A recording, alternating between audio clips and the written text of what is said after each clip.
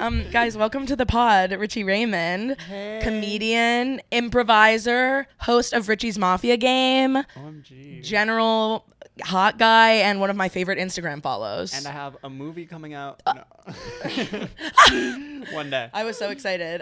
It's won an Oscar before it's come out. It's very exciting. That's the first time that's ever happened. I'm pre-EGOT. Yeah. You caught me in my pre-EGOT era. Very rare. I feel lucky about that. Very rare. That's actually a really beautiful thing to walk around saying. Pre-EGOT. Yeah. PrEGOT. PrEGOT. That sounds like bio. Like It does. It gives zygote. It does. That pisses me off. It's giving like something they say in pro-life circles. Sorry, I totally like switched around the conversation, being like, "Are we started?" No, that's okay. I had to. That you literally had know. to, and you have to know when you're actually on the record. No, surveillance state, McKenna. Exactly. We're in the panopticon. Big Brother. Always. Do you watch Big Brother? Yes. How are you feeling? About this season. Yes. What are you caught up on the live feeds? Less so, but I am not afraid of spoilers. Totally. Okay, I'm like a live feeder down. Love that. I'm like all day you're watching at work? not all day. Like honestly, this season it hasn't hooked me enough yet. Okay. But But the first couple weeks are always so boring. yeah, that's It's like, true. why would I be watching that? But I'm scrolling through Twitter all day, looking at the Mm-hmm. updates. I'm watching the clips. It really is. It gives a whole new experience to watching a TV show, Yes. because it's like it can consume you throughout the day. There's always something to like. Get out of where you're at. Yes. It's like they're like It's perfect for summer too, because it's like I don't want to be doing my job. I want to be looking at Reddit. yeah, where people Yeah. are like in the sun and lying to each other. Yes. And it'll be like, I remember it was like COVID, throes of COVID. I was working at Sweet Green, as a salad artist. They didn't Sounds call it- I amazing. think they just call it like counter service there. Salad artist. Salad artist, but the way I was doing it was Yeah. doing the salad artist. With a flourish. COVID. I was working at Sweet Green, living at like my parents' house, and doing online classes. It was like Oh my God, yes, you're young. That's terrible.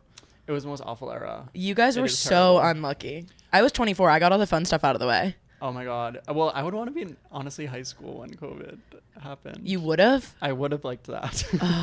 Inside with your family when you just start tasting freedom for the first time? Oh, maybe you're right. Maybe whatever. I have no regrets. I wouldn't change Yeah. anything, of course, except for like COVID was perfect. COVID was perfect. The way it happened was perfect to me. Sure. It got me here. It got me Yeah, here. yeah. Um, Hashtag gratitude. but yeah, I was working at Sweet Green, throws of COVID, depressiona, and I remember I just go to the bathroom like during Sweet Green shift, and I check Davon has won the power of veto on Twitter. The way that's like a core memory. Yeah, no, and also Davon, one of the queens for me. Oh, she's on my Mount Rushmore of just people. She, like, I honestly, so many celebrities I wouldn't get flustered about. If I met Davon, like, I might cry. No, she's really important. I love to me. her. I don't want to get too into Big Brother to like isolate any listeners. who Sure, don't care ostracise about my it. audience. Ostracize, Thank you. Which is something I plan to do later in the episode. Right. Save it. But this season, Selena Estidis from Drag Race is on it, and right now she's kind of being ostracized. She's doing bad, I'll say. She's doing bad. She's being messy, and she's getting caught. But right now, there's kind of like the past 2 days, she's been totally like ostracized by the rest of the house. Like she's been kind of like the punching bag. Like like nobody's liking her. Everyone's kind of like she's getting out this week unless she can win something. And that's always hard to see. I feel like it happens every few seasons Yes. where it's like one person gets kind of like ganged up on. True. And it's always, it's like, this is when the social experiment comes in. Yes. It's like, this is the Stanford prison experiment. And these people are like acting crazy, acting like, because they watch the past seasons where this happened. And we're like, I would never do that. Yes. And they're in the house doing it. Yes. How about this week when like 98% of the house all went up into a room and just didn't answer the door when the other ones were like, Oh, yeah. hey, are you in there talking about how you're going to vote us out? And they were like, shh. That's always like, it is kind of a hard visual because it's just like, it reminds you of being left out. Excluded, Yes. growing up and stuff like that. I didn't even care for the people that they were leaving out, but I felt so bad for them. It's just hard to watch. But I think there's been like a softening of reality TV fans that's come alongside social media, of course. Yeah. And I feel like this has been beat to death, this idea. But it's like all these like classic vintage reality show moments where people are just like going in, having like emotional like breakdowns and just like being kind of like crazy and awful. like we look back at that so fondly. That's so true. And then if people like even come close to that now, it's like, well, she's a bad person, let's get her fired. Yes. That's very true. And it has softened. I think Big Brother does a pretty good job compared to other reality shows of trying to maintain what it was. Like, it really lets people be crazy in there a lot of the time. Yeah. Which is why we love it. And it doesn't really hide anything. No, it can't. Except when I hate when the live feeds cut all the time because the producers are like doing too much. And you know what it is with the live feeds too is like they'll be whispering, so you have the volume all the way up. Yes. And then it cuts and the theme music starts blasting. It's funny. Yeah, love BB. Okay, what else is going on in your life right now? Do you have any secrets to tell me? This is the Lay It All Out There podcast, so if you have anything to lay it out. I'm an open book. Whenever someone asks for a secret, I'm like, literally, I have nothing to hide. I don't even know what's a secret anymore because it's just like... I'm the same way. I'm like, if I had one, it came out immediately. Exactly. That's why I'm like, I should be on Big Brother so people can just be watching me 24/7 because like I have nothing to hide. Right. You would be good on Big Brother, I think. I think that people think that I'm smarter than I am. So I don't think I feel like people would be like, we need to get Richie out because he's really smart, and then I would be like not smart enough to like get your way out of it. Get out of that. Yeah, I get that. Maybe I'm wrong. Maybe you're wrong. People watching at home are like, he thinks he's coming across smart right now. Oh, he must be really dumb then. But I feel like you're socially so good. Oh, that's kind. That you, regardless, I think you could play yourself off as not a threat, regardless of what your threat level is. I don't know how good TV I'd be. No, I'd be good TV. You'd be great TV. Your confessionals would be so good. Thank you. I'm an entertainer after all. You are. And you know what? You would do a lot better reading the fucking script. Oh, yeah. The note cards. Some of these people, I don't like that they script the diary rooms. Oh, it's so hard. It's really bad. I walk into the backyard and I see this giant candy cane and I'm thinking, I hope they don't make me swing off of that. That's how they all act. It's really bad. And I have to win this veto so that I can take myself off the block. Yeah, and they say that 4 times in a row. It's so bad. You would be good TV. Thank you so much. I think that you would like call a house meeting and like... I would be crazy. Get everyone riled up. I think I definitely would. And I wouldn't even mean to. I'd be like... minutes after I'd be like, that was crazy. Right. Why would she do that? Not necessarily in Big Brother, but you could apply it to Big Brother. But when you're in like a new environment, like a new job or something, who are you, like, how do you suss out who are going to be your girls? Oh, that's such a good question. I use girls gender neutrally. Yeah, of course. That's such a good question. I feel like I'll try to talk about music, I think is where we start. Okay. Because like you can mention a lot that says a lot. Like if I say Kim Petras and you don't know who that is, like I don't know that we're going to be besties. Yeah. And so I think that's where you start. And then you wade into other things. You say nice things about Zoran and you're like. Yeah. That's a huge one. I was just in Provincetown, Massachusetts. Oh, yes. How was it? It was lovely. I had a great time. Touring, being famous. I was performing. I did a residency. It was great. Sold like 25 tickets each. Pretty good. Which, no, I'll take out of state? That's pretty good. Literally thrilled and blessed. Yeah. But it's just not as glamorous as it might sound. Never is. But they did put us up in the hotel. Cute. My Carrie Martin era. That's pretty good. But it was 4 of us in a room with 1 bunk bed. So that's how you guys prefer to travel, no? Of course. Honestly, I got some of the best nights of sleep I've ever had. Really? Yeah, sleeping next to my sisters. That's beautiful. It was lovely. Does anyone snore? I think Charlie does, but it didn't bother me. I was on the top bunk with Evan. First night it was Eric, and then there was like, I think they wanted to switch. I don't know. I stayed out of it. Okay, continue. Okay, yeah, but in Provincetown, you're meeting so many new people all the time, and especially my friend Eric Martini. He's very like friendly, outgoing, especially with gay guys. Mm-hmm. And so he's kind of introducing us to all these people. I'm like, Eric, how are you keeping track of like all these people named Mark? Yeah. There's too many. And that's where I find myself I did the Zoran thing. Mm-hmm. So yeah, that's just what made me think of P-Town. It's huge. Like recently, and I chose an innocuous one. Like, do you city bike at all? Yeah. The Zoran? Do you? Yeah. Wait, am I seeing you? There was one time you saw me first. Okay, love that. But then there's been a couple times since then where like I'd catch you just as you're going by or something, or like you have your headphones in, or. Yeah, I'm like usually like recounting arguments in my head. Like I'm not paying attention. Or I'm yelling at somebody in the bike lane. We're also kind of neighbors. I live like a 15-minute walk that way. Oh my God, cute. Isn't that the best too, where you just get to walk home? No Uber, no subway. I love this neighborhood. Sorry, continue about City Bike. No, it's amazing. The Zoe ramp, when they changed the Williamsburg Bridge, the first day that Zoran got elected, and then coming off the bridge, you weren't sort of like risking your teeth falling out of your skull because it was such a hard ramp, and it's just beautiful now. So I'll be like, yeah, I love city biking. Like when Zoran put that ramp in, am I right? I'm learning about the Zoe ramp right now. The Zoe ramp is huge. I haven't done the Williamsburg Bridge since he's been elected, I guess. Oh my God, you have to do it. I guess I've got it now. First of all, it's like the best thing you can do in New York City, I think. I agree, but not that uphill on a acoustic city bike. I would never do it on an acoustic city bike. It's got to be electric. Those are terrible. Are you a city bike membership? Yes, I'm an e-bike girl. The blue. I have my own bike, like acoustic, and I love her. She's good because you can control the gears. The gears. It's like a better bike. The blue city bikes are they infuriate me. But then I'm not a city bike member. Oh, so it's $1 million. Exactly. But there was one summer where I was doing Bike Angels. Do you know about this? No.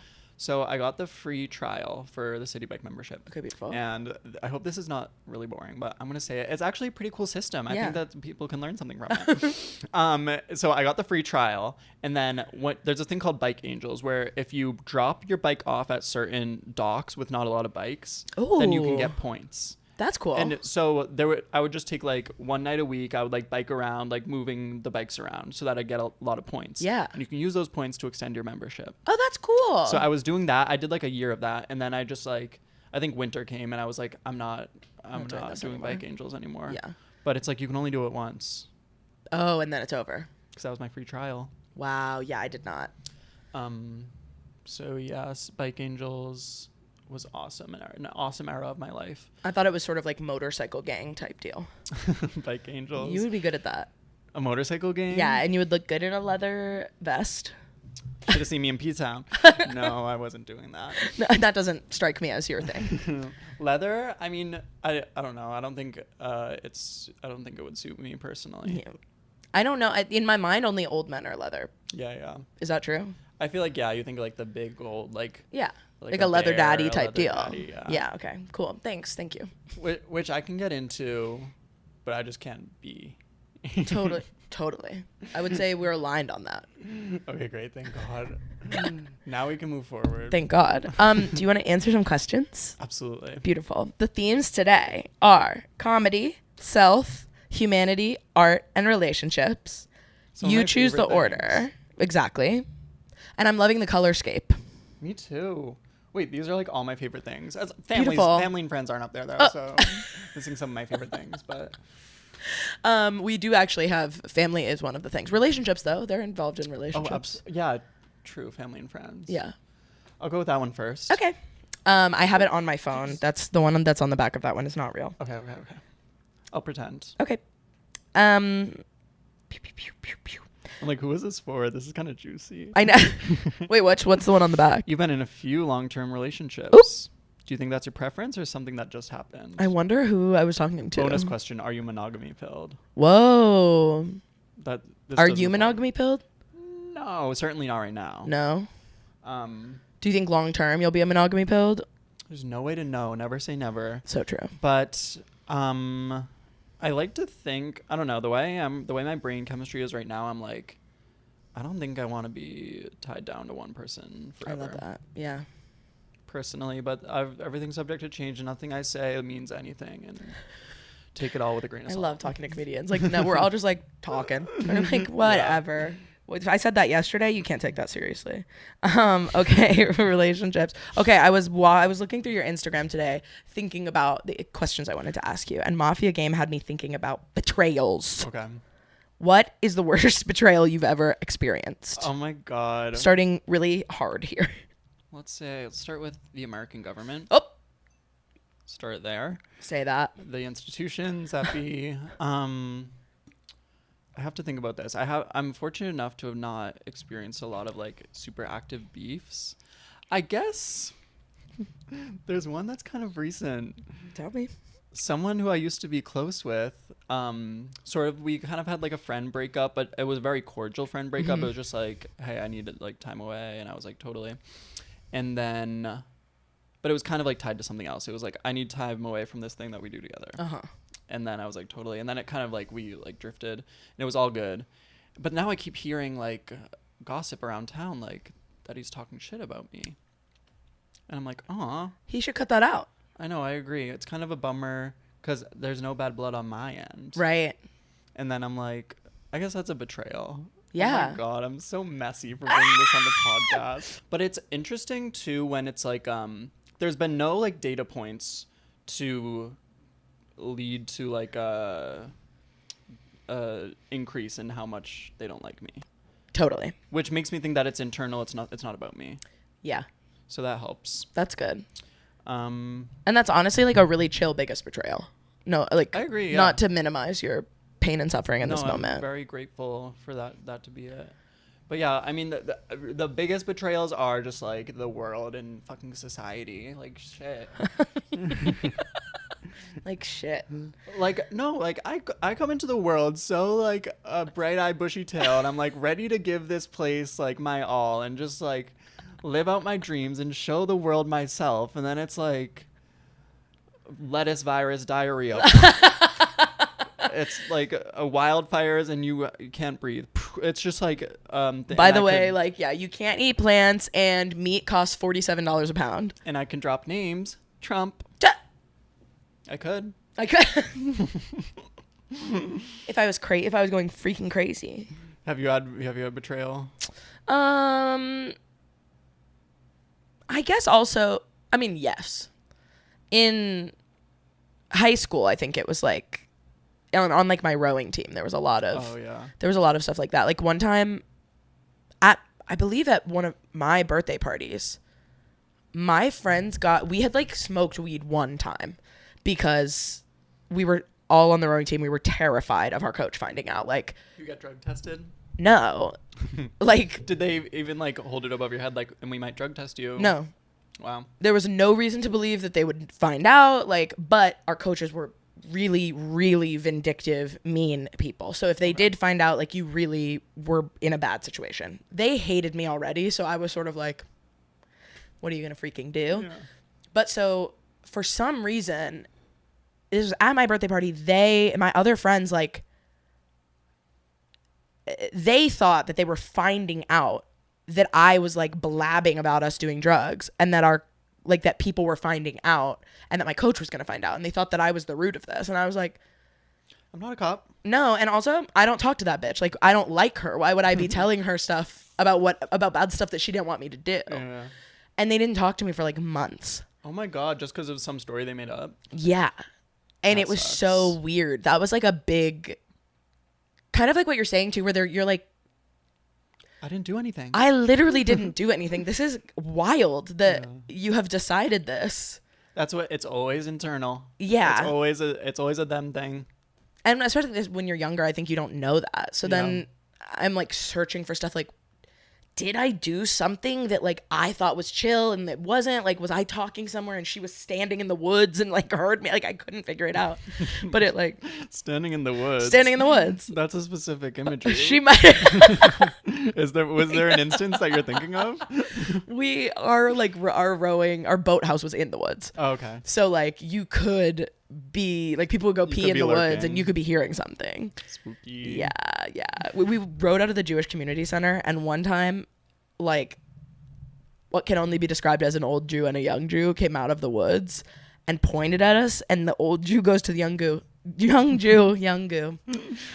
goes, look, they're all over like cockroaches. And I was like, about you guys? Yeah. I was like, okay. You're like, some of them are, but not all of us are. I'm actually a nice girl. Right. Oh, now I'm in my head. I'm like, did I totally misrepresent my betrayal? That wasn't even a betrayal. That is low-key a betrayal. Yeah. I think it's, I don't know. I don't want to talk about it too much because I think it's a personal issue that doesn't involve me. So I just want to say like love and grace and light to everyone involved. To everyone. Yeah. So period. What's next? I just do relationships, right? Yeah. Let's do comedy. Okay, gorgeous. No, wait. Art. Beautiful. Something softer. I feel truly lucky to see your close friends on Instagram. Is the way you post on stories indicative of your inner monologue, or is it more of a character? I'd say indicative of my inner monologue but you know, you pick and choose what parts of your inner monologue you share. Of course. I've just always been someone who's like speaking my mind online, like since high school, since middle school when I got Google Plus. I've just been like posting like whatever. You were going Google Plus mode? That's what my school had. That's what my school did was Google Plus. Oh, it was like for school, but it was like social media? It was just like what like the kids in my grade like what we're on. That's crazy. I thought not one soul on this earth had ever had Google Plus. For some reason, my grade was just like, yeah, we're Google Plus in it, because I think it was right after Google Buzz had. I have never interfaced with any of these. Really? I didn't know Google Buzz was Facebook? a thing. Yeah, we were Facebook and then Twitter in high school. Twitter never really touched my town. Twitter was the thing. I wish it was, because I would have like my comedic voice could have really shined on there. I agree. What was Google? Google Plus. What was that? It was just kind of like a Facebook variant. Got it. And we did eventually migrate to Facebook in high school, but middle school was all about Google Plus. And I was just like, I remember the first day I got Google Plus. It was like my birthday. My mom was like, you can't get an email until you turn 13. Oh yeah. Which I'm like, valid queen. But at the time I was like, you hate me and you want me dead. Yeah.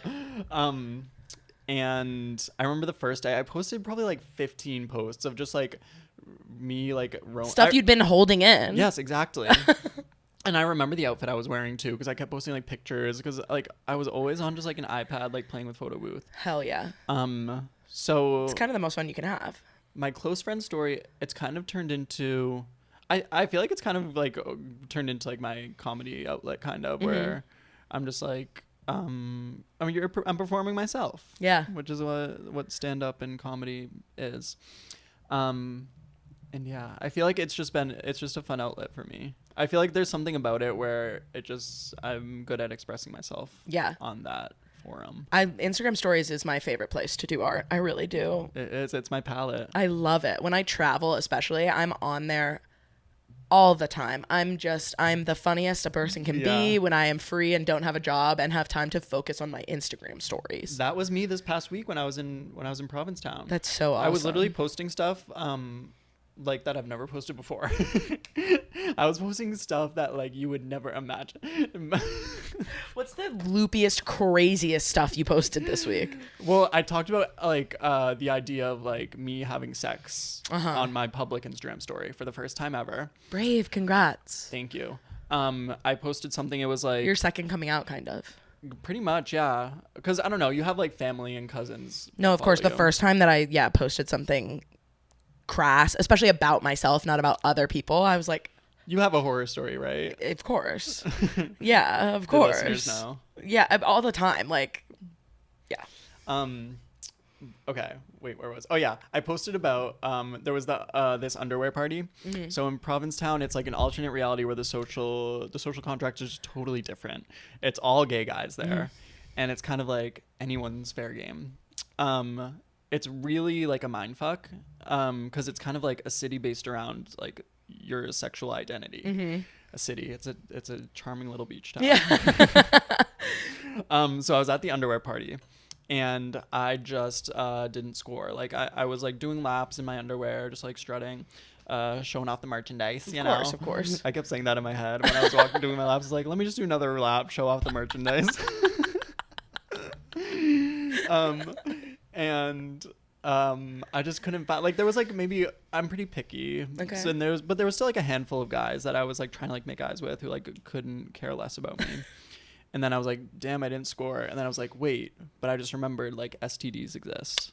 Like, and a lot of them are very curable and it's fine, but it's just like, it's just kind of an inconvenience to have to go get an antibiotic. Exactly. What do I have to go to urgent care? Yeah. And I don't have a PCP right now. So I just reminded myself, I was like, you don't have to worry about chlamydia though. That's awesome. But actually I never had to worry about chlamydia because I have DoxyPep. Do you know about DoxyPep? I don't know about DoxyPep. It's like a day after pill. Oh.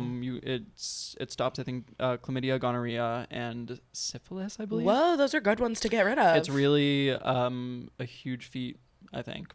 People should know about this. Yes, DoxyPep. Talk to your doctors. And I'm on PrEP as well, which is, of course, prevents HIV contraction. But nothing is certain, but these things are awesome. So want to promote that. But there are, of course, like herpes. Like there's no cure for herpes, I don't think. No, I don't think there is. No. So I just reminded myself about herpes, and I was like, oh my God, what a relief. So I posted on my story. Long story short. I posted on my Instagram story. Whenever I don't score, I remind myself about STDs. I saw that. I think I liked it. And it makes me feel like the girl is going to be okay. Yes. And thank you for your like. Of course. Always feel free to like my story, anyone. I'll always appreciate it. And I was like feeling in my power about posting. I was like, yeah, like this. I feel like this is a fun thought I had. Let me get it out. And by the way, it's about you not having sex. So it's like who would be upset about that? You know what I mean? Like if my family sees that, it's like good. Yeah.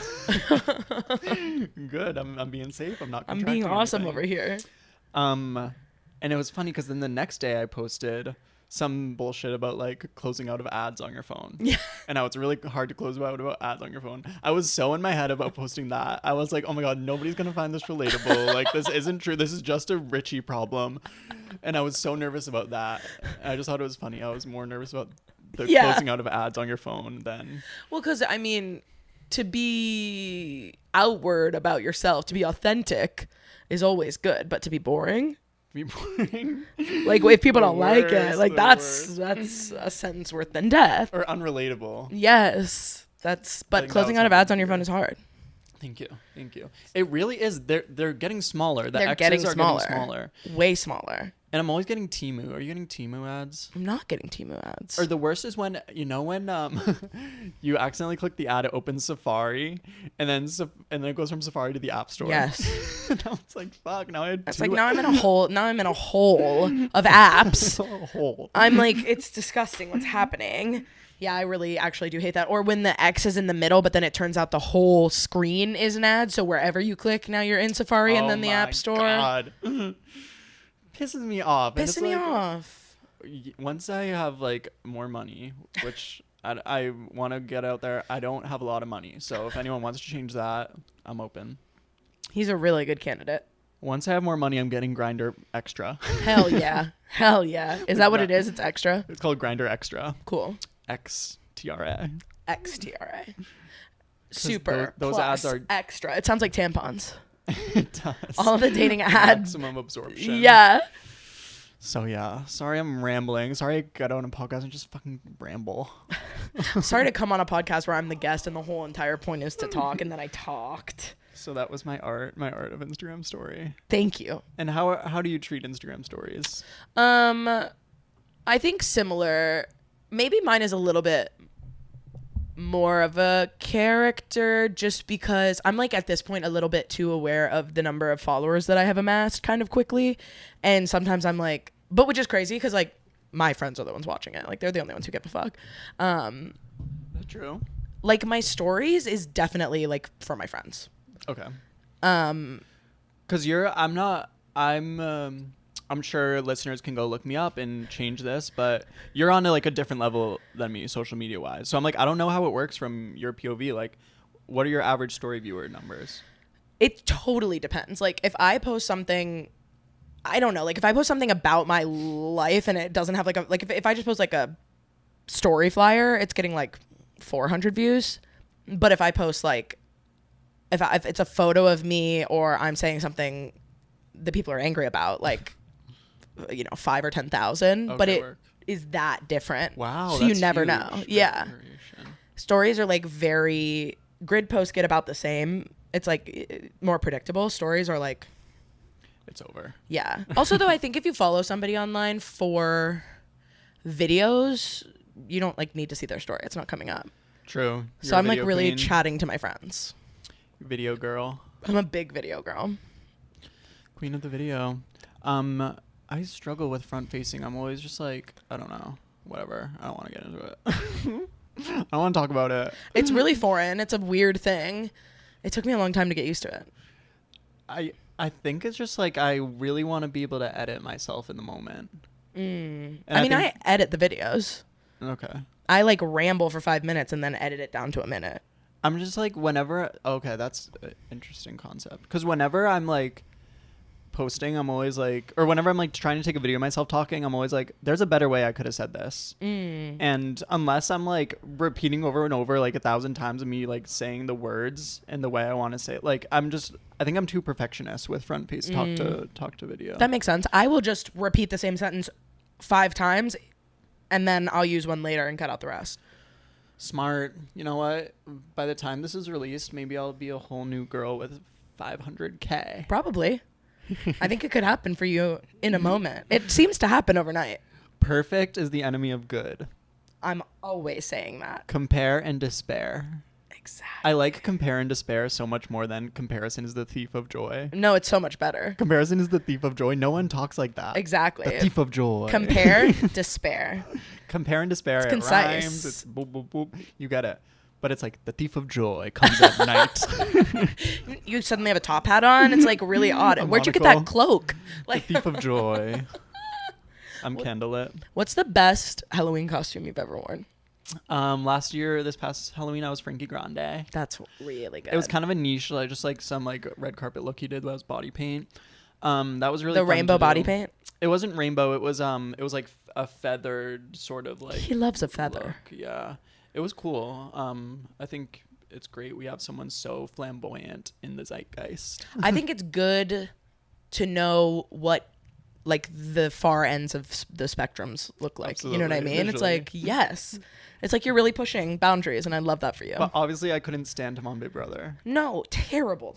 He's kind of like a meme to me a little bit, but also like love and respect and light. Of course, I don't dislike him as a person, but as like a TV character, I was like, you're screaming a lot.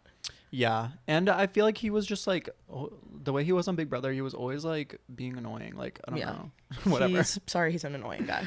And he was in that relationship with that straight man. He was. Oh my God, yeah, Cody. I think my dream date. Zach. Zach on Zanky. Yes, Zanky. But I think Zach is out and proud bisexual now. Oh, do you think that was part of it? Totally. Because they were intimate.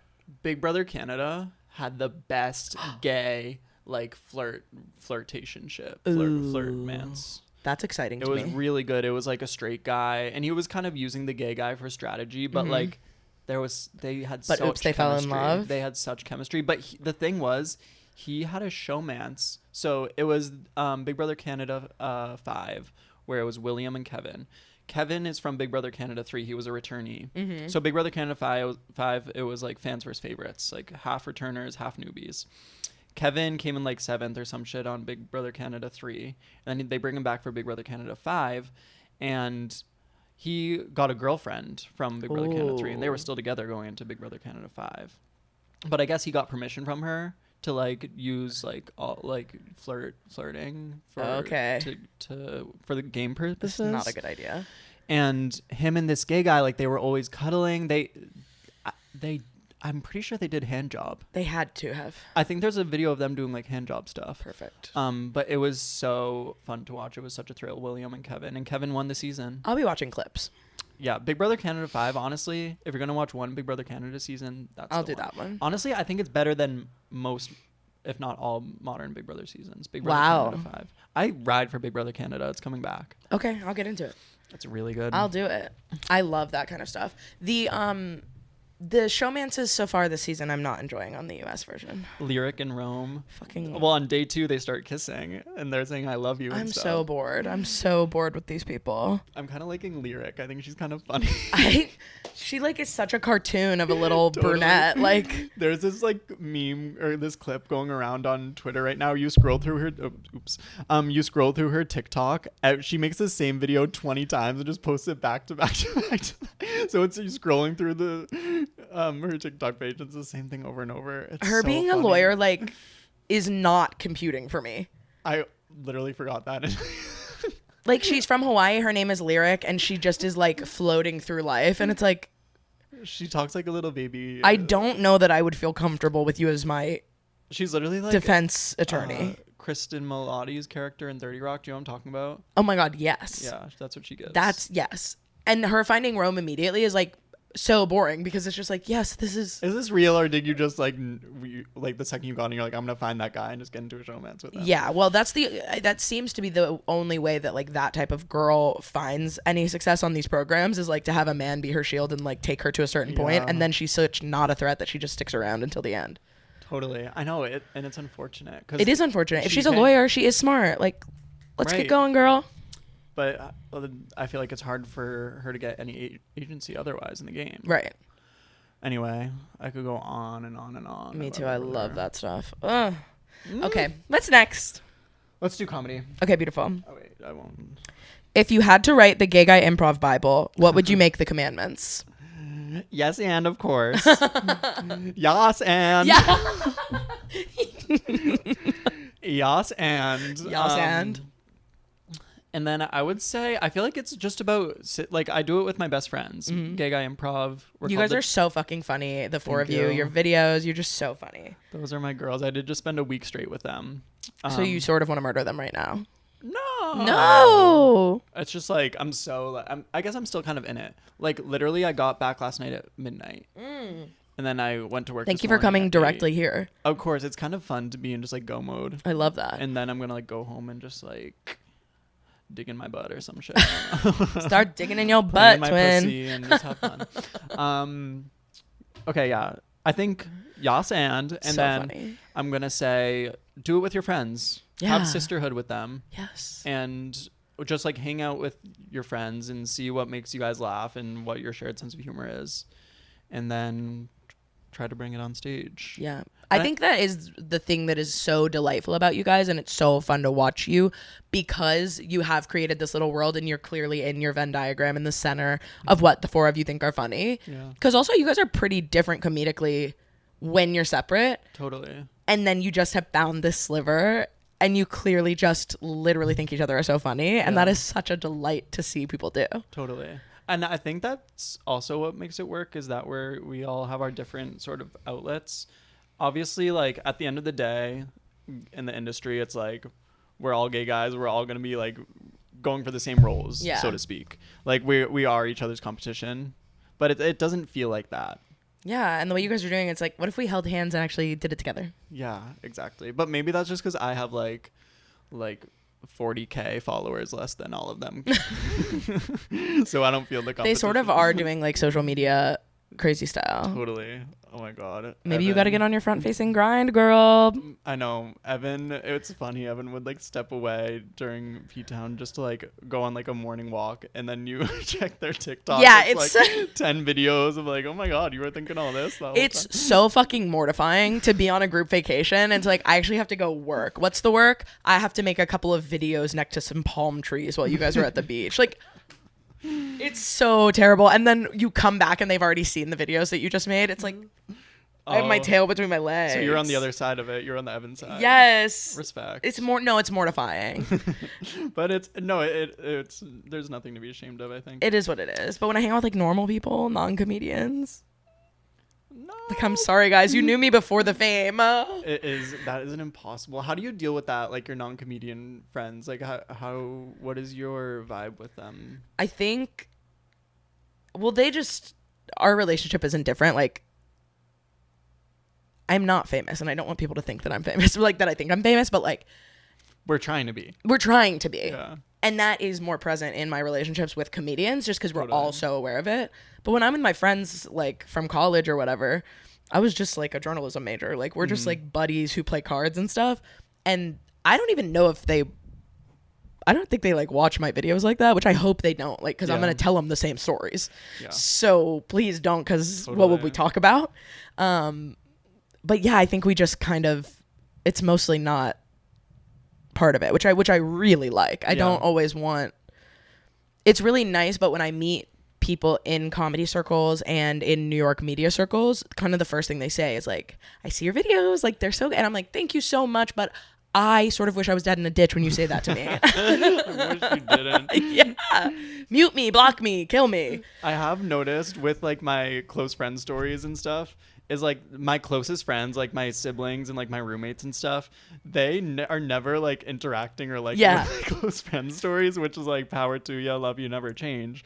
But and I think their kind of attitude towards the way I am online is kind of like, are you okay? Why are you like acting manic? Like, yes. Okay. And whereas the most random like people from like corners of my life are like, never stop posting. Like, I love the way you're posting. Right, because it's not for your real life people. It's probably because like they're tired. Like they have enough of me already. Literally. Like, I know that person in real life. Like, I don't know why 50,000 of you want to follow her, but like, but I need, like, everyone needs that. The person to just check them and be like. Totally. I remember in college when like you wanted to fuck your ex really bad. Like correct. Yeah, that get was my me. ass. Yeah, that was me. I would do it again. Not that one, but you know. But end of the day, like I know they're my fans and they're supportive. Of course, yeah. And my preference is certainly that like they mute me and never watch anything that I do. Like for real. Well, I don't even want them. Like if I get a Netflix special, I don't even know if I want them there. Can you perform in front of like your non-comedy people? Not without being in my head. Right. Honey. No, it was like we had 3 shows in Provincetown. The second one, in the crowd, there was a guy I had hooked up with 2 nights before. Perfect. His boyfriend. And sitting front row. And then in the back row was my gay uncle and his partner. Amazing. That's actually so electric. And that show, I was totally in my head. And especially doing improv when you're in your head, it's impossible. Improv is, like, that's impossible to do when there's when you're thinking anything other than like meditating on what's happening on stage. Yes. That's another gay guy improv Bible, is just like get out of your head and get into your body. Yeah. Do you have any hacks for how to do that? I think for a while, when I was doing improv in New York, because I kind of had like a break between doing improv in college and doing improv in New York, and getting back into it, I would be in my head a lot. And I would just think while I was performing, like, what am I going to say next that's going to be a laugh line? Right. Especially coming from stand-up. Exactly. I was like, every line, every word should be a laugh line. Yes. And then I was like, I literally just like read the Second City improv manual that I just like had sitting around. Yeah. And I like opened to a random page and it was like, don't think about what you're going to say next. Think about what would your character say in that moment. Ooh. So it's just like being in the moment, being present in the scene. Yeah, separating yourself. You're like, I'm not Richie the comedian right now. Right. I'm like the parrot salesman. Yeah, because if you half-ass it, the audience is going to see that, and then they're going to half-ass their investment. Right. And whenever I would watch back, I haven't done a ton of improv, but whenever I would watch my like class performances back, I could see where I was thinking for the next laugh line, and I could see that I was separate from the people that I was working with because they were in the scene, and I was like, I'm probably going to be funny next. Yeah. And my teacher would get on my fucking ass about it. Totally. She'd be like, so you're trying to be a comedian? And I was like, yes. Yeah, I'm in an improv class. Yeah.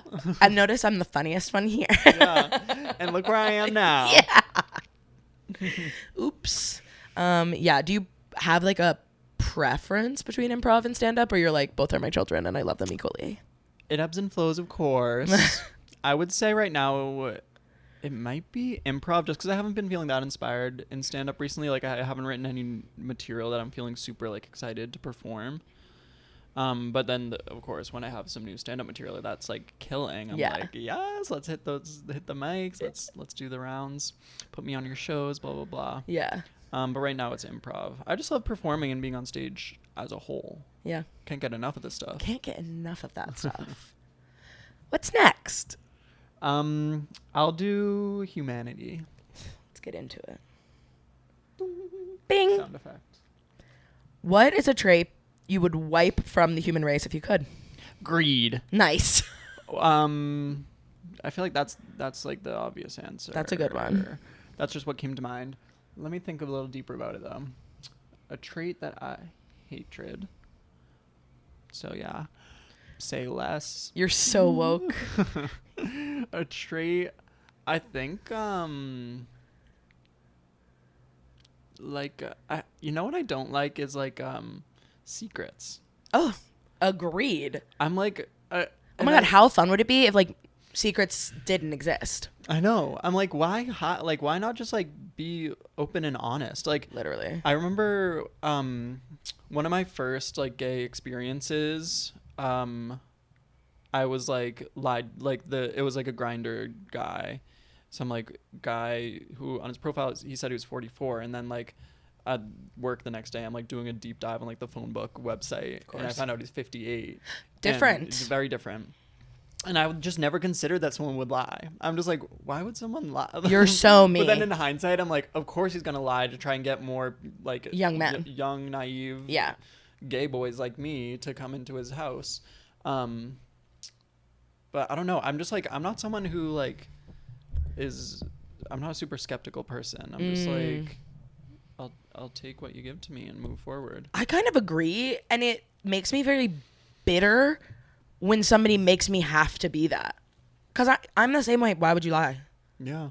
I'm not, like, I don't get why you would be duplicitous. Like, anyone who's, like, hiding stuff, I'm like, oh, why would you do something you had to hide? Right. A really easy thing is to just, like, live your values and, like, if you mess up, like, own it. But, like... keep your side of the street clean. Literally. I've never really understood that. And when people lie, I'm really sort of gagged. It is gaggy. But it is... like this is another reason I think I'd be not that good at Big Brother or Survivor, because I'm like I want to flex that muscle. Like I want to like try lying more so that. But that's such a great contained environment, and some of the players who aren't like that in real life, like Suri. Totally. She's one like of the most genuine, amazing, seeming people. But she still is genuine, amazing, but she gets to exercise that. I love watching those players who are like, I don't do shit like this. This is totally. You see that it makes them uncomfortable to do. Yeah. I love watching Dee play for a similar reason. She's such a sweet girl, and then she'll make these plays and be like. Dee a little bit though. I'm like she is like a entrepreneur, like CEO or something. I feel like she is kind of like business. Yeah, she's at least strategic minded for sure. Whereas Suri's like a nurse, a mom, like. Yeah, she's like a nice lady. Yeah. But it's also like I feel like I've been conditioned by the world to want to learn how to lie. It's like actually no, it probably is a good survival skill to know how to lie. Yeah, I feel like you should be able to do it when you have to. I think I can. I bet you could. You act. Yeah. I just have to like, I think I'm always like, they can see it in my eye that I'm lying, but I'm like, just don't think that. Right, keep that thought out of your head. Yeah. If I lie, I have to believe it, and then it literally becomes truth to me, because I'm like, the only way for me to lie without people being able to tell is if I actually internalize it, but then I forget that it's actually not true. Yeah. I'm lying to me too. See, and I'm not lying enough to like be practicing that. I need to start lying more. You should just lie for fun, like at a bar, like, my name's Dave. True. Okay, true. For funsies. But then it's always, whenever I lie for fun like that, I'm always like, well, now I have to tell them to see the look on their face. That's such a good quality though, because it's like, you're not gonna lie to me. Yeah. But maybe you could be the best liar of all, because I don't believe you would lie to me. Well, put me on the show, Big Brother or Survivor, and see what PrEGOT. You're gonna be out there lying on screen. Do you think there's any like reality show contestant from like Survivor or Big Brother who will EGOT? That's actually such a good question. I hope Suri. That's probably Mike White. Would that ever happen? White, yeah, easy. He could. Grammy might be tough. What did you think of? He doesn't want to, but when he got his abs out, it really scared me. that was a jump scare. I don't like it when old men are too proud of their bodies, and that's not right of me, but I don't like it. Totally. Especially his whole thing is kind of like the like nerdy, approachable, like scrawny guy. Yeah, and he's like, look at my veneers and my abs, and it's like, ew. No comment on Mike White's body. I think that's the best way to go. That's the best way to go. Never the way I'm gonna go, but that's the best way to go for sure. No, Mike White's not my trade, not my. I like an older man from time to time. Can I be like super dumb? What? I don't really know what trade means.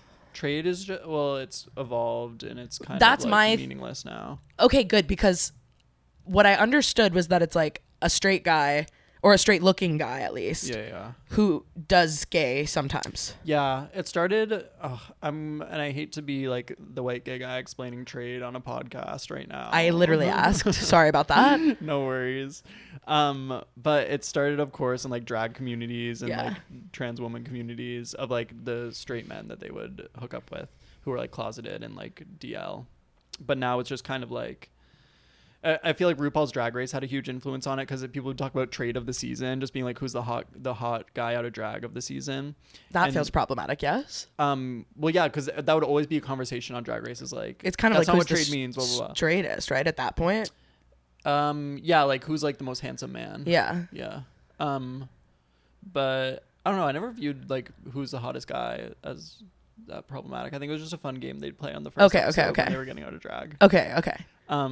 And now it's just kind of like trade is like the person you're hooking up with, like the type of person you're into, like a hot guy. Okay, beautiful. That makes me feel so much better because like I have pretty good pattern recognition and I'm like, I can't pin this one down. Like we're using it in a lot of ways right now. Yeah. I mean, whatever. It's a grain of salt, everything I say. I'll continue to observe, you know? I'll just let you guys keep going and I'll go, okay. It's something that I just say with my friends about a guy. Like, I don't know. It's whatever. So much gay slang gets there for me where I'm like, it has escaped my orbit. And that is, of course, fine. But where I can't, I think once Boots happened, I was like, I don't know if I can keep up here anymore. Really? Boots, like. Your ego boost? Yeah, I get it as an exclamation of like, Boots. Yeah.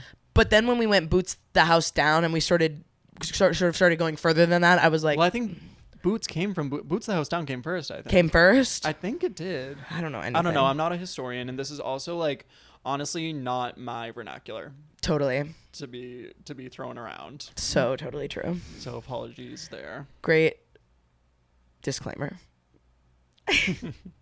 I have to. Squeaky clean image. But yeah, Mike White, he's not my cup of tea visually. Sorry, that's so mean. There's someone for everyone. It's kind of allowed. I bet he's like a lot of other people. I've seen some thirsty comments about that guy. Okay, great. He's doing totally fine. I'm literally punching up. Yeah, he's really, really, really rich. Also, Mike White is who I point to when someone asks, which isn't often, who a career aspiration is. I'm like, Mike White. Oh, hell yeah. That's a great career to have. Yeah, because he was on Survivor too. Who on Survivor would you want to play like? I mean, Parvati, like that's like the fun, but there's no world where I can play like Parvati. It's such a feminine. Yeah. You would have to make a lot of changes. Totally. To play that. That would be fierce. But maybe like Todd from Survivor China. He won Survivor China. He just like brought his two best girls to the end with him and just kind of like was kind of sneaky, like under the radar, savvy, smart player. And went to the end with two like amazing women, Courtney and Amanda. Love. That's a really good answer. That's sort of a deep cut. How about you? Who Suri is the default answer. Yeah.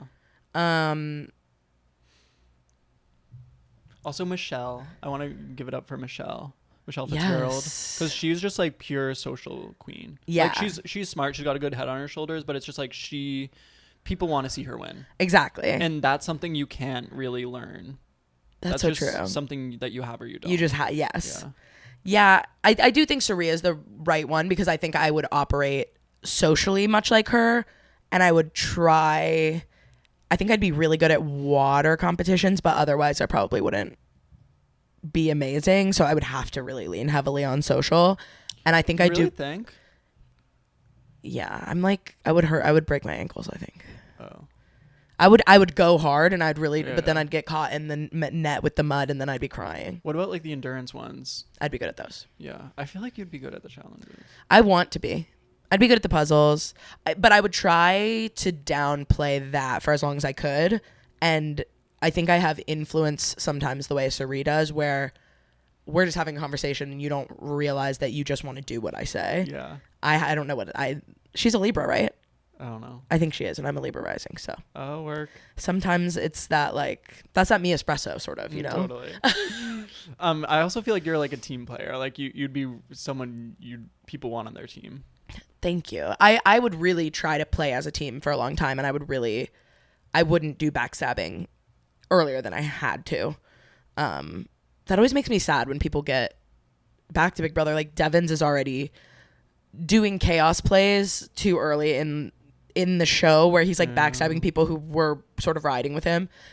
I don't think that I wouldn't go there. Yeah, it's kind of like the stage of like we're at a point in reality TV, and we have been for a while, where it's just like the showmanship of it all. Like I want to make a flashy move. Yes. Where it's kind of like it's getting tired. I want to get to the end. Like I want to see real emotions and real stakes and real humanity. So true. And a lot of the showmanship is in direct it's like opposition. Yeah, it's like game body and just a little bit fabricated. I love reality TV. Me too. What's your number one favorite reality show? Big Brother Canada, RuPaul's Drag Race. You gotta give it up. Like Come that on. really like genuinely made me okay with being gay. That's actually sweet. Before that, I was just like, that. oh, like I don't know if this life is for me. And then I watched RuPaul's Drag Race. I was like, no, this is a gift I've been giving. Yes. Honestly, and that's so like corny, probably, but whatever. It's true to me. But I bet a lot of people have that story too. Like, and especially when you're thinking about it and you're like, okay, is this like the life I want to live? That's like so accessible to people, and it's such a direct hit of the culture. And it's like, like seeing Lady Gaga come into the workroom and like sit down with all the drag queens and give them individualized critiques and like talk to them. I'm like, this is like an art form. Like I have access to this beautiful art form and way of expressing myself. Not like that I'm a drag artist or anything like that. Just like, it's so amazing to express yourself as a gay person. Yeah, literally. So yeah, clip that. Love that. Okay, you ready for the last one? Yeah. Is it self? Yes. It always comes back to me. It always comes back to me. As a stand-up, we talk a lot about ourselves. What is an area of your life that you find hard to cover on stage? Sex stuff. Just because I'm always thinking of like, my family's gonna see this, which is like weird. But I'm always thinking that. Me too, constantly. But and my dad does not watch my comedy because he's like, I don't want to hear that stuff. I don't want to. Sorry, That's I was fine. trying to whatever. Probably sex stuff. I think also just because like gay sex stuff. I'm me becoming like a gay social justice warrior. Gay sex stuff isn't as like palatable, on the to the masses. It's not like, I don't know. We're not conditioned to like accept it normally. Yeah. So I am always like nervous about how it'll be received if I talk about my sex life. But I also think like I have so many funny thoughts about like my sex life and stuff and that I want to share. But I just like I struggle to get myself, because I also don't want to like pigeonhole myself. Right. As like the gay sex comedian. Right. Because that's a pigeonhole that's like, I don't know. I don't want to be in that at all. Yeah. All love to anyone who is. You're just multifaceted. Like, thank you. You're welcome. That's something I struggle to talk about. Is it something you want to like push into because you have all these ideas? I think, I want it to be worth it, you know? Yeah. I think that's the thing too, is it so often can be where people do cheap jokes at the beginning of their like open mic career. And I think it's really actually interesting to contain it for a while, be stewing on it, have some really good thoughts that you're like, I'm ready to release it. Totally. And it's also like, save it for the memoir or something. I don't know. Exactly. Like the tell-all. Give them something to wait for. Yeah, exactly. Something to stick around. You don't have secrets otherwise, so it's like, you got to keep something in the vault. Yeah, that's actually a good point. Maybe I'll refrain, and you'll just have to wait till my special drops or something. Also family, like talking about my family, but it's also like, I'm always like, anything's on limits as long as the payoff is there. Like if it's funny, then like say it. That's how I feel about it. Yeah. I took a comedy writing course in college, and the guy worked on Sanford & Sons, I believe, and the teacher. And that was like the number one first thing he said. Like, I think he opened the class with like, why would you not tell a joke about lynching? And we were all like, I can think of a few reasons. Yeah, I've like got a list. Yeah. Came prepared. And he was like, the only reason is if it's not funny. And we were like, he's a black guy. So we were like, whoa. Yeah.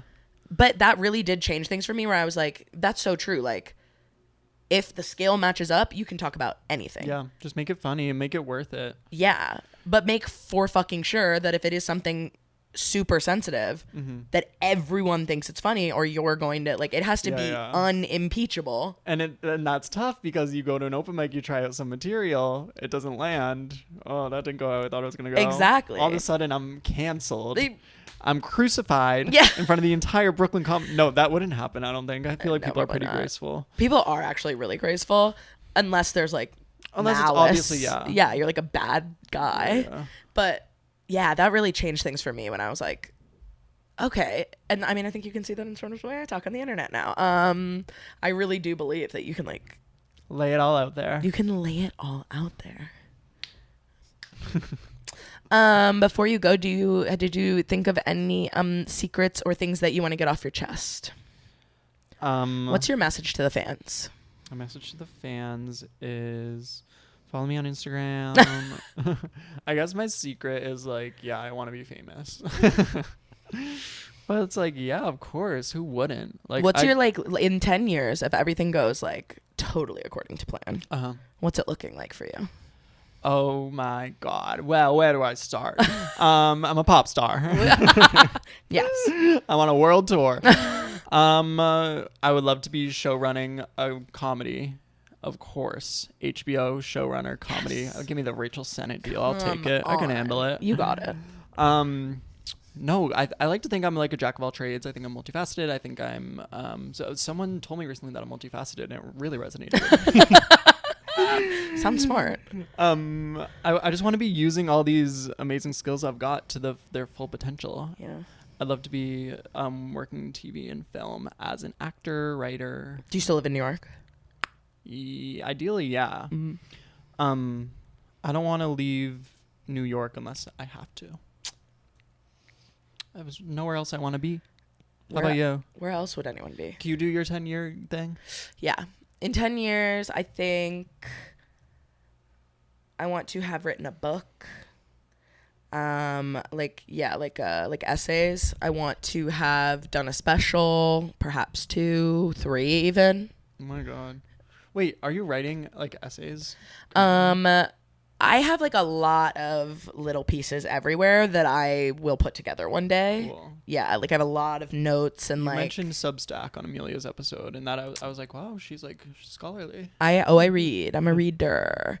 Like I love Jacqueline Novak. I would love to be. Yeah, she's great. She's so fucking smart. I really got into PrEGOT this past year. I love it. When I'm in the shower, because like they're talking about skincare while I'm doing it. I'm like, heaven. This is amazing. Yeah. They are so bizarre together, and I just love them. I saw Jacqueline when I first came to New York at Union Hall, and I was like, that's it. Yeah. So yeah, like writing, and I would love to have hosted a reality show by then. Oh my God, really? I really want to host a reality show. Wait, I should have said that because you would also be good at Mafia that. Game. What type of reality show?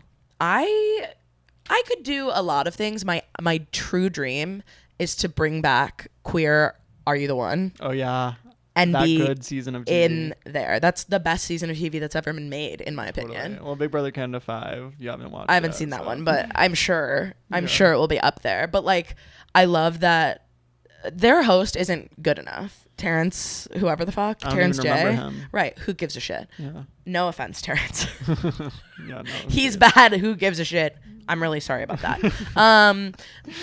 But I'm like, it's just the facts. Like, I'm sorry that those are the facts, but that's just the world we live in. I didn't design the world. Exactly. And he's just not that funny. And that is a hysterical show full of trash bag people who are physically fighting and having orgies. Oh my God. Bring alcohol back to reality TV. Exactly. I don't know if I mean that because like people suffer. Right. And I do think, but bring it back.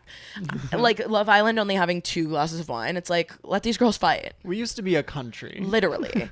They were like doing cocaine and having orgies on that season of television. We could just be in Hawaii and I could be in there going, why would you do that? Were they doing cocaine? Is that on the record? I don't know if that's on the record. I would believe it, like, easily. I am sure in my soul. I don't know that it's on the record.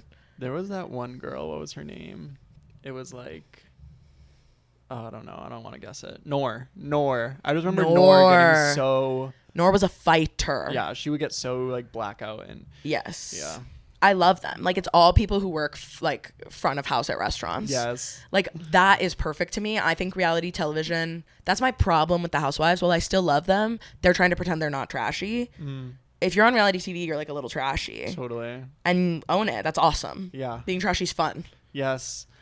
Yeah, nobody's doing it like that anymore. Yeah. Where they're just like... And they physically fight all the time on that show. I love that. Let Is the it girls still punch. on and they're still fighting? No, they stopped after the queer season. No, but regular? Are you the one? No. They stopped it actually? Yeah. They didn't like end it. Like, they're kind of like, oh, it could come back. They've tried to cast a couple more times, like, but they're waiting until we can connect and I can host. Okay, cool. Yeah. I see it for you. Yeah. And I won't leave New York, but I would also like to have enough money to have a house in the Highlands in Scotland. Oh my God, the Highlands in Scotland. Yeah. Traitors. That's so good. I need to make like a proper vision board with the specifics, like Scottish Highlands. Vision board is powerful. I should also make one. But no, the main thing is just film and TV. But I guess I should be more specific with your manifestations. They say you should be. But it's also like if I'm show running, like I'll be specific then. Right. No, I agree with that. Sometimes I'm like, let the path lead me where it may. And then sometimes I'm like, I need a house on the Isle of Mull. Yeah.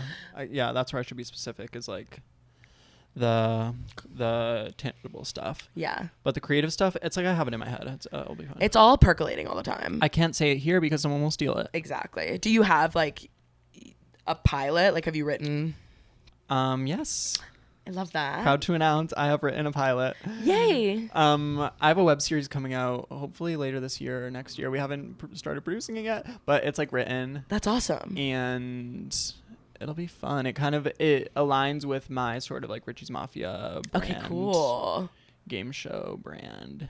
Yeah, Mike White makes sense for you. Like, so much of White Lotus includes the tensions from reality TV. I would like anything you produce. I would eat it the fuck up. Thank you. Likewise. I can't wait until you get to do this. I'm so excited for our friend group. Like, right now, obviously, it's so fun to see what people do online and stuff. But like, when the people at our level start getting resourced, yeah, that's gonna be so good. We know some really amazing or it might artists. make me feel crazy if like if it happens to the wrong yes, people. I would like it to happen to me before it happens to other people. Yeah. So that I could then just enjoy. Yeah. Because when it happens to other people and it's not happening to me, I am feeling or bad. it happens to good people. Yeah, I like when it happens to good people. Which sometimes it doesn't. A lot of times it doesn't. But manifesting that sometimes lists come out and I go, that person, the toucher? Literally. The toucher made the list? Literally. There's always a toucher. Fuck. Always. God damn it, the touchers are doing okay, and I wish they weren't. The toucher is ubiquitous. In 10 years, I hope the touchers are out. You think?